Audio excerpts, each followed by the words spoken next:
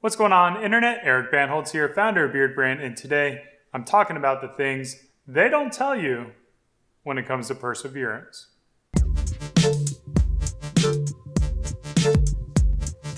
Okay, I want to break this video down into really two categories: my career perseverance and my personal perseverance. I've got something I want to show you. This, zoom in. Can y'all read that? Utility bar. This is, my friend's product. As you can see on the date, September 15th, 2016, we were working on this bar, utility bar. And it's a good bar. This is a good bar. Lather's great. Smells fantastic. And it's pretty much like almost any other bar that you'd be able to find. But that's the rub. See this bar? It's good. And at Beardbrand, we wanted to build something great. We wanted to build something that hasn't been done before. See, the reality of the matter is there's thousands of bars out there, bar soaps. And what could we do that's never been done before? What kind of product could we make that's never been done before? Because personally, I don't believe in coming out with a product that just copies another product out there or that is, I don't know, not significant. It's not the best. So with our utility bar, we called it a utility bar because it had to have utilitarian purpose. It had to be used for whatever you could imagine when it comes to cleaning. So you have your utility balm, which is whatever you can imagine when it comes to conditioning, and utility bar, whatever you can imagine when it comes to cleaning. In fact, it does more than that. It does shaving, so you can lather it up, do a wet shave, get a really creamy, thick lather. If you want a clear shave, you can apply the soap directly to your skin, and it gives you a very light lather, but it still gives you that slide, that traction, and of course smells fantastic, like all of our other fragrances. And it's a no-frills bar soap. We didn't include any dyes, no coloring, no gimmicks, no oatmeal, no goat's milk, none of that. Just a bar that works amazingly well.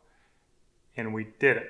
We have it, and it will be launched in August. So you saw that date, September 15th, 2016, over 2 years ago. And in fact, that was the third revision of that product. So we had been working on that even longer than that. Goodness, I don't even know when we started on this project.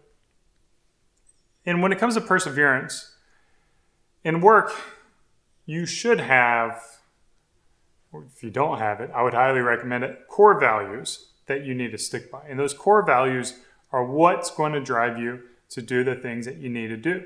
They're going to establish what hits your bar, no pun intended, what hits your level of quality and benchmarks, and you stick to it. It's really like perseverance in the workplace, to me, seems like really easy because that's what you have to do.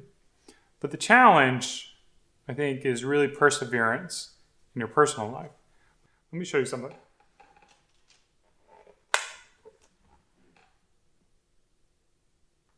You guys see that? This guy, that is me. And this is a photo from 2002. It was my second year of rowing at the University of South Carolina. The head of the Hooch, beautiful, beautiful river up in Tennessee. Great regatta.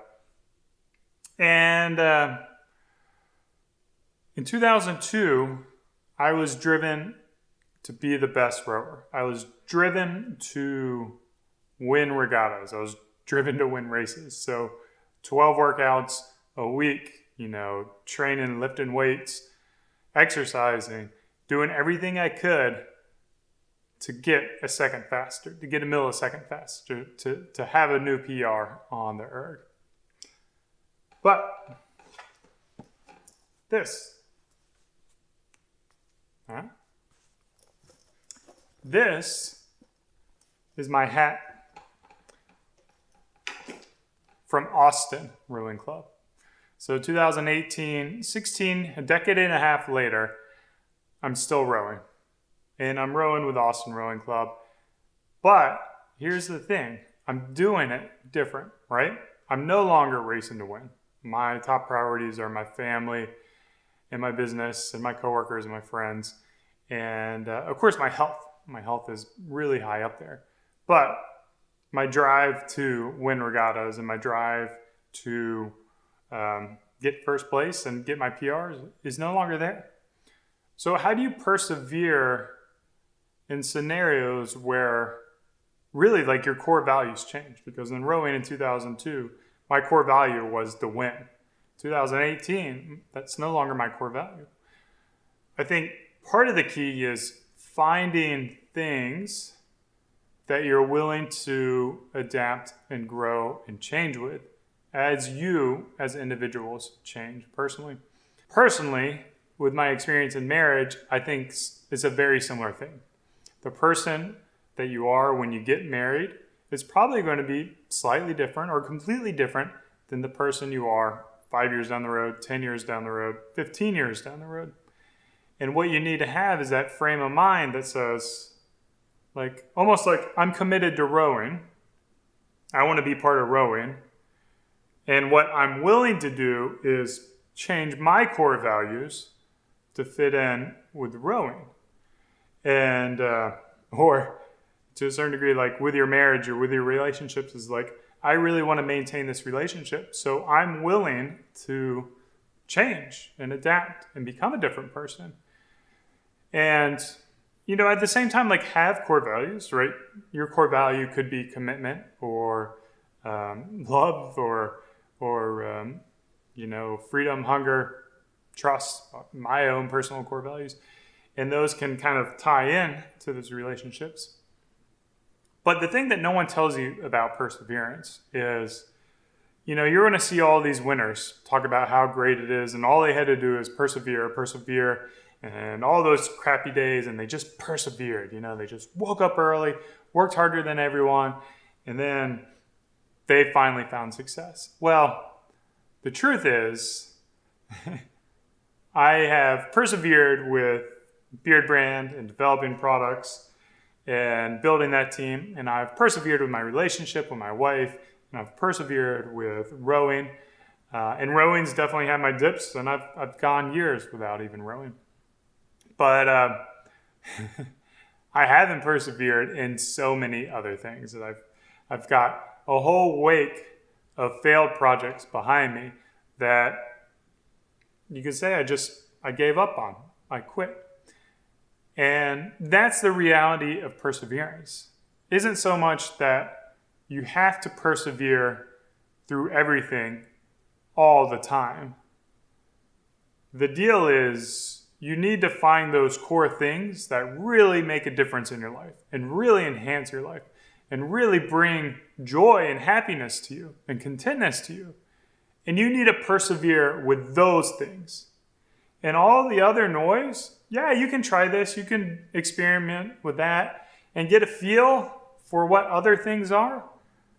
But you don't have to persevere. And if you don't persevere, it's nothing less of you. It doesn't mean you're not committed. It doesn't mean you're not following through. And in fact, I have more respect for you of that. Rowing's a big thing for me. Some of you guys know I'm friends with Noah Kagan of Sumo. He's got another YouTube channel that I appeared on. Noah Kagan, look him up. I'll put a link down in the comments.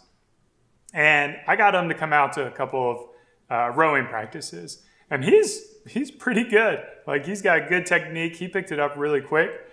And I was trying to get him to the practice, and Noah says to me, he says, Eric, just got to be honest with you, it's not my thing.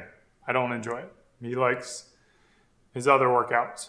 So you don't really get that until you kind of maybe age a little bit or go through those experiences where you persevered for something that you shouldn't have been persevering for. You're fighting forward for other reasons than the reasons that you wanted. And all this can go with your beard, and it can go with your hair, it can go with your style, it can go with whatever you want in life. Persevere or not persevere. That's a skill that takes time to learn, to master, to develop. Hope you guys have those core joys in life that you're really committed to persevering from and focusing on taking them to the next level. As always, guys, I appreciate the views. I appreciate the comments down below. I love reading them. Even the haters and the critical people out there, keep them coming. Comment to comment. As always, thanks for watching. Cheers. Keep on growing. Beardbrand is a premium men's grooming company with products not only for your beard, but also your hair and body. Do yourself a favor and head over to beardbrand.com and take care of yourself. Or you can stick around and watch a few more of our awesome videos.